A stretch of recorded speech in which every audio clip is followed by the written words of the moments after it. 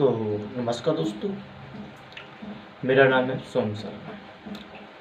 चलिए आज आपको इतनी ज़बरदस्त कहानी सुनाते हैं, बिल्कुल सत्य घटना पर आधारित है।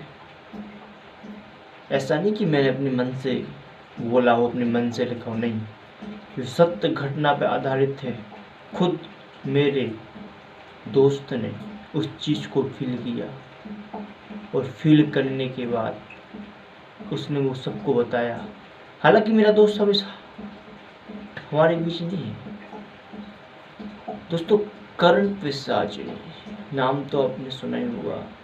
जो लोग जादू तंत्र विद्या में ज़्यादा इंटरेस्ट रखते हैं तो उन सबने इन चीज़ का नाम सुना होगा। योगिनी, करण पिशाचिनी, अप्सरा। दोस्तों, तो आज सच्ची घटना आपको सुनाने जा रहा हूँ जो मेरे दोस्त पर आ गई थी। फिर लास्ट में आपको एक सलाह भी दूंगा कि आपको इन चीज़ों से दूर रहना चाहिए कि करना चाहिए। दोस्तों, कुछ समय की बात है जब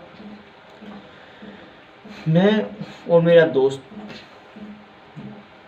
स्कूल जाते थे। समथिंग जब मेरी 10th चल रही थी, स्कूल शायद 10th ही चल रही थी। तो हालांकि वो प्राइवेट स्कूल में पढ़ता था, उसके पास थोड़ा पैसा था, उसके माँ बाप के पास, लेकिन मैं सरकारी स्कूल में पढ़ता था। हाँ, हम लोग जब क्रिकेट खेलने जाते थे तब मुलाकात होती थी। धीरे धीरे समय गुजरता गया और मुलाकात भी हम दोनों की कम होती गई। फिर उसके माँ बाप ने उसको कहीं बाहर भेज दिया था, किसी आश्रम में या किसी कोई गुरुकुल में सब भेज दिया था उसको, मतलब और आगे की शिक्षा और धार्मिक ग्रंथ, मतलब वो क्योंकि वो जाति से ब्राह्मण था ना, तो उनकी इसमें रुचि नहीं थी पढ़ाई में उसकी, तो वो चला गया। दोस्तों, उसके माँ बाप ने उसको एक आश्रम भेज दिया, जिस आश्रम का नाम था बिहारिका आश्रम। बिहारिका आश्रम। दोस्तों, मैं जिस लड़के की बात कर रहा हूँ, उस लड़के का नाम रोहन था। रोहन। तो रोहन 18 वर्ष की अवस्था में बिहारिका आश्रम गुरु के शरणार्थी बन के पहुंचा। तो पैसे वाला था तो गुरु ने अच्छे से उसका स्वागत किया और उसको रूम दिया और उसको बस शिक्षा देना आराम कर दी। समय गुजरता गया, रोहन शिक्षा धारण करता गया। अच्छा खासी ने शिक्षा, वेदों का ज्ञान कर लिया हासिल, और गुरु के दिए हुए टोटकों, जादू तंत्रों को भी उसने सीख लिया।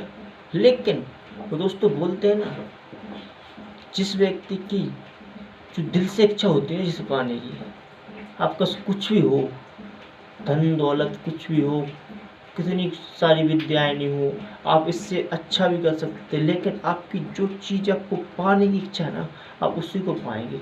चाहे वो हवस हो, चाहे वो धन हो, चाहे वो कुछ भी चीज़ हो। तो यहाँ पर रोहन ने सिर्फ हवस देखी। उसने अपने गुरु के मुख से एक बार करण पिशाचिनी का नाम सुना। गुरु ने व्याख्यान करा करण पिशाचिनी का, और सुंदरता का व्याख्यान करा, और तो वो उस करण पिशाचिनी की विद्या पर मोहित हो गया। तो रोहन अपने गुरु के चरणों में गिरा और गुरु से बोला कि गुरु, मुझे तो बस करण पिशाचिनी सिद्ध करनी है, करण पिशाचिनी सिद्ध करनी है, और मुझे बस अब विद्या दीजिए, अब मुझसे और नहीं रहा जाता है। मैं उसे अपनी पत्नी की आधारनी बन के रखना चाहता हूँ उस करण पिशाचिनी को। गुरु ने लाखों समझाने के बाद भी रोहन नहीं माना। अब जब उसे हट कर ले तो गुरु का सपना है, गुरु का भी एक वो होता है कि चलो दे देते विद्या, हमारा क्या। तो गुरु ने इसको विद्या दी, मंत्र दिया और एक रक्षा कवच दिया। बोला कि हाँ, अगर तुझे ऐसा लगे इस तपस्या को करते करते कि तुझे कुछ डर लग रहा है या तुझे कोई मार रहा है, तो उस विद्या को छोड़ देना। और एक मंत्र भी मैंने दिया है, अगर भविष्य में कहीं भी रहे और कोई आगे चल के समस्या आए तो उस मंत्र का जाप करना। दोस्तों, फिर वो गुरु से दूर, आश्रम से दूर, अपने घर से दूर कहीं जंगलों में चला गया, और बस 3 महीने की कड़ी तपस्या करने के बाद उसने करण पिशाचिनी सिद्ध कर ली। हाँ, जब उसने दूसरे महीना में एंट्री की थी ना तपस्या करते, तब उसको बहुत सी समस्याओं, कठिनाई का सामना करना पड़ा था। दोस्तों बहुत ही बहुत कोई कुत्ते बन के आते थे, उसके पास भौंकते थे, कोई कानों में आके सुई चबा रहा है। ऐसा लग रहा है कि वो अब नीचे गिर रहा है, ऐसा लग रहा है कि जमीन फट रही है। लेकिन गुरु मंत्र होने के कारण उसके पास एक रक्षा कवच बना हुआ था, जिसका उसका मार्गदर्शन बना रहा और भटका नहीं। और फिर देखो अंदर से जिस चीज़ की पाने की इच्छा होती है ना लोगों की, तो फिर उनको कुछ नहीं दिखता वाला, तो वही चीज़ दिखती है सामने। चाहे तुम उनको काट दोगे ना तो भी नहीं उनको वो कुछ होने वाला, सब उसी चीज़ पर फोकस रहता है। इसे कहते हैं पागलपन, जो रोहन के अंदर था पागलपन। दोस्तों उसने कर्ण प्रशासन ने सिद्ध कर ली।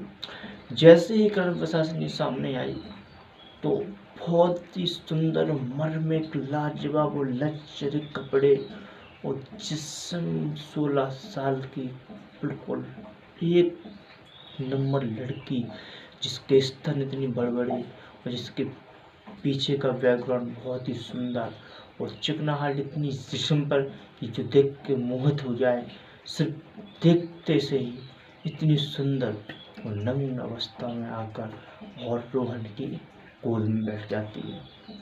रोहन की गोद में बैठ जाती है और रोहन से कहने लगती है, अब तुम मेरे हो, अब तुम किसी और के नहीं हो सकते हो।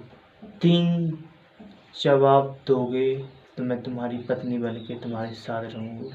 रोहन बोलता है ठीक है।